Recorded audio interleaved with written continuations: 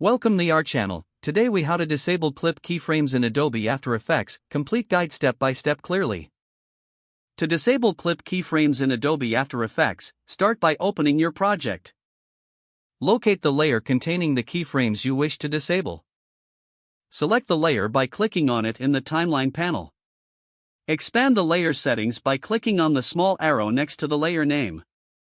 Find the property with keyframes that you want to disable. Right-click on the property that has the keyframes. In the context menu, select Keyframe Assistant. From the submenu, choose Toggle Hold Keyframe.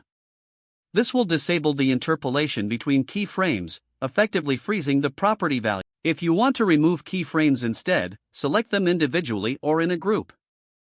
Press the Delete key on your keyboard to remove the keyframes. Alternatively, to disable keyframes without deleting them, simply select them and right-click. From the context menu, choose Keyframe Assistant again. This time, select Remove Expressions if there are any expressions applied. This will ensure the property remains static without the influence of keyframes. You can also use the Layer menu at the top. Navigate to Time, then select Enable Time Remapping for more control over time effects. If you later want to re-enable the keyframes, simply repeat the steps and toggle the settings back. Now your layer should behave according to your specifications without the influence of keyframes. Always preview your changes to ensure the desired effect is achieved. Once satisfied, proceed to finalize your project or continue editing as needed.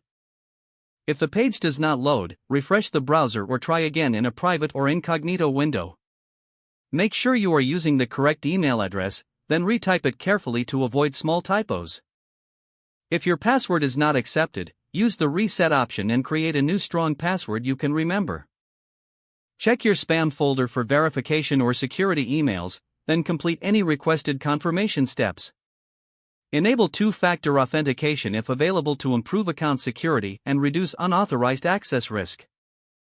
After signing in, review your profile details so your contact information and settings are accurate and current. If you see an error message, note it down and try again after restarting your device and internet connection. Log out when you finish, especially on shared devices, to keep your account and payment information secure. If the page does not load, refresh the browser or try again in a private or incognito window. Don't forget to like this video and subscribe to our channel for more step-by-step tech guides.